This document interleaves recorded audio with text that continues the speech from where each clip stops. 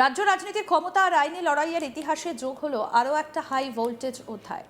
এতদিন ধরে যে আইনি রক্ষা কবচের দেওয়ালে ভর করে কেন্দ্রীয় এবং রাজ্য তদন্তকারী সংস্থাগুলোর একের পর এক সমন এড়িয়ে যাওয়া যাচ্ছিল, সেই দেওয়ালে এবার স্পষ্ট ফাটল ধরল। রাজনৈতিক মঞ্চে যার একটা হুঙ্কারে কাঁপে বিরোধী শিবির, সেই প্রভাবশালী নেতাকেও শেষ পর্যন্ত আদালতের দরজায় এসে দাঁড়াতে হলো স্রেফ নিজের কণ্ঠস্বরের নমুনা বা ভয়েস স্যাম্পল দেওয়ার জন্য। আপাত দৃষ্টিতে একে একটা সাধারণ আইনি প্রক্রিয়া মনে করা হলেও রাজনৈতিক মহলের অন্দরে এখন একটাই ফিসফাস। তবে কি এবার রক্ষা কবচের মেয়াদ শেষ? জল কি এবার গ্রেপ্তারি পর্যন্ত গড়াতে চলেছে? তৃণমূল কংগ্রেসের শীর্ষ নেতা তথা সাংসদ অভিষেক ব্যানার্জি বুধবারের এই আদালত হাজিরাকে কেন্দ্র করে গোটা বিধাননগর মহকুমা আদালত চত্বর পরিণত হয়েছিল এক নিশ্ছিদ্র দুর্গে। এর আগে তদন্তকারী সংস্থা সিআইডি দুবার তাকে কণ্ঠস্বরের নমুনা পরীক্ষার জন্য তলব করলেও প্রতিবারই কোনো না কোনো অজুহাতে হাজিরা এড়িয়ে গিয়েছিলেন তিনি। কিন্তু আইনের দীর্ঘ হাতকে যে চিরকাল এড়িয়ে যাওয়া যায় না, বুধবারের ঘটনা সেটা আবার প্রমাণ করে দিল। এই গোটা মামলার সূত্রপাত হয়েছিল গত বিধানসভা নির্বাচনের প্রচার পর্বে। বিভিন্ন রাজনৈতিক জনসভা থেকে অভিষেকের মুখে একটা বিশেষ শব্দবন্ধ বারবার শোনা গিয়েছিল যে ভোটের পর ডিজে বাজানো হবে। আপাত দৃষ্টিতে এই মন্তব্যটিকে রাজনীতির ময়দানে চেনা ডায়লগ বা স্রেফ বিরোধীদের খোঁচা দেবার কৌশল হিসেবে দেখা হলেও নির্বাচনের ঠিক পরেই রাজ্যের পরিস্থিতি বদলে যায়। ভোট পরবর্তী হিংসার একাধিক রক্তক্ষয়ী ঘটনা যখন সামনে আসতে শুরু করে, তখন এই ডিজে বাজানোর মন্তব্যটা একটা সম্পূর্ণ ভিন্ন এবং মারাত্মক মাত্রা পায়। এক সমাজকর্মী আদালতের দ্বারস্থ হয়ে অভিযোগ করেন, অভিষেকের এই মন্তব্য আসলে স্রেফ রাজনৈতিক স্লোগান ছিল না, এটা ছিল জনসাধারণের মধ্যে আতঙ্ক ছড়ানো এবং ভোট পরবর্তী হিংসায় প্ররোচনা দেবার একটা সুপরিকল্পিত উস্কানি। আদালতের নির্দেশে এই মামলার তদন্তভার যায় রাজ্য পুলিশের গোয়েন্দা শাখা সিআইডির হাতে।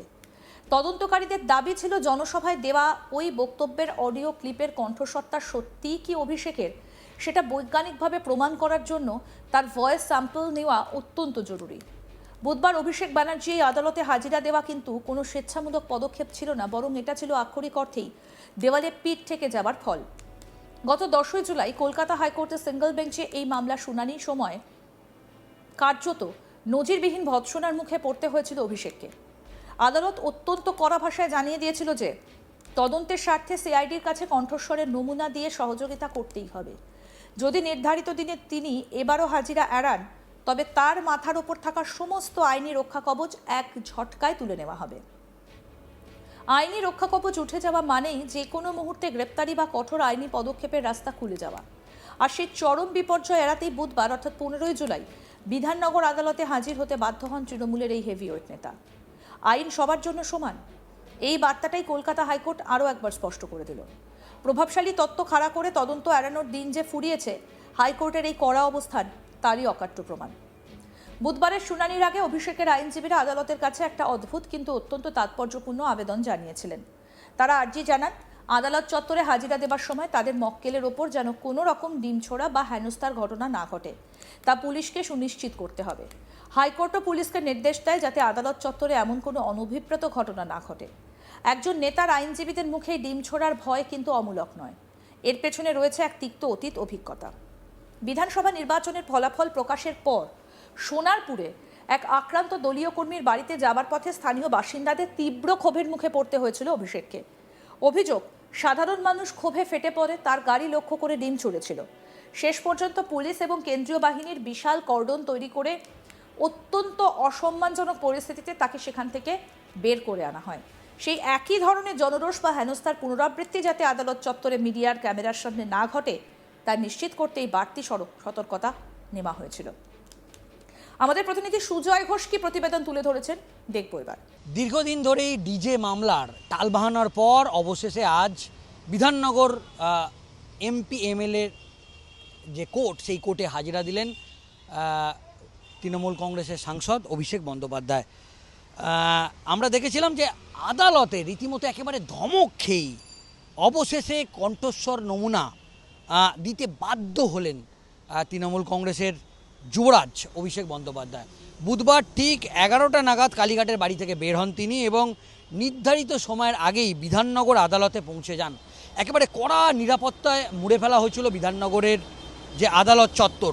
প্রাথমিকভাবে জানা যাচ্ছে একবার তাকে সিআইডি তাকে তলব করেছিল এবং তার কণ্ঠস্বর যে নমুনা, সেই নমুনা সঙ্গের কথা উঠতেই আদালতে ছুটেছিলেন যুবরাজ অভিষেক বন্দ্যোপাধ্যায়। বিতর্কিত ডিজে মন্তব্যই যে তার, সেটাও তিনি স্বীকার করে নিয়েছিলেন অভিষেক বন্দ্যোপাধ্যায় এবং কণ্ঠস্বরের নমুনার নির্দেশকে চ্যালেঞ্জ করে কলকাতা হাইকোর্টেও তিনি প্রশ্ন তুলেছিলেন। স্বীকার করে নেওয়ার পরও কেন নমুনা সঙ্গের প্রয়োজন আছে সেটা কিন্তু অভিষেক বন্দ্যোপাধ্যায়ের যে আইনজীবী, সেই আইনজীবী হাইকোর্টে রীতিমতো প্রশ্ন তুলেছিলেন। অন্যদিকে আমরা জানি যে এই মামলায় অভিষেক বন্দ্যোপাধ্যায়কে তীব্র ভৎসনা করেন হাইকোর্টের বিচারপতি সৌগত ভট্টাচার্য। তিনি বলেন, কখন কণ্ঠস্বর নমুনা দেবেন সব কিছুর একটা সীমা আছে, একটা সীমা থাকা উচিত। তদন্তে যদি সহযোগিতা না করেন তাহলে কিন্তু আমি রক্ষা কবচ তুলে নেব, প্রত্যাহার করব। নোটিশে সাড়া দিয়ে তদন্তের সহযোগিতা করুন, না হলে মামলা খারিজ করে জরিমানা করব। অভিষেকের আইনজীবীর উদ্দেশ্যে বিচারপতি বলেন, রক্ষা কবচের নির্দেশ প্রত্যাহার করব, হ্যাঁ উত্তর দিন এই, এবং না হলে কণ্ঠস্বরের নমুনা দিয়ে আসুন। এরপর দুটি আবেদন করা হয় অভিষেকের তরফে।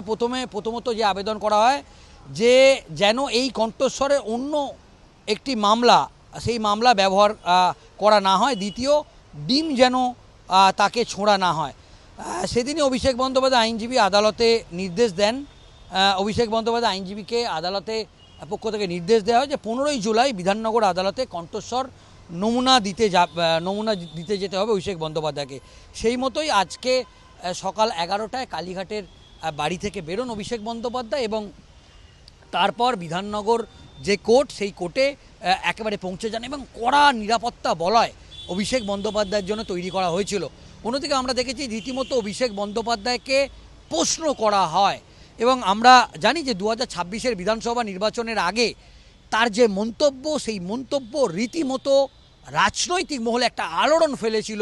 তিনি বলেছিলেন 4 তারিখে ভোটের ফলাফল বেরোনোর পর ডিজে বাজবে এবং তার এই মন্তব্য, যেটা বলা যেতে পারে বিজেপির তরফ থেকেও একটা তীব্র এর প্রতিবাদ জানানো হয়েছিল এবং যে ঘটনা একজন দলের শীর্ষ পদে বসে তার এই মন্তব্য একটা দায়িত্ব জ্ঞানহীনতারও বলেও দাবি করেছিল বিজেপির পক্ষ থেকে। ইতিমধ্যেই আমরা দেখেছি যে রাজ্য সভাপতি শ্রমিক ভট্টাচার্য তিনি বলেছেন যে তার এই মন্তব্য করা কি একটা উস্কানি না।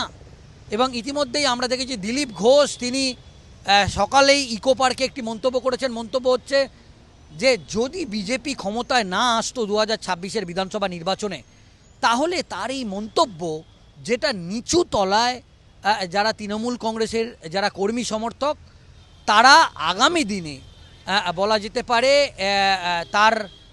তার এই যে এফেক্টটা কিন্তু কি হতো।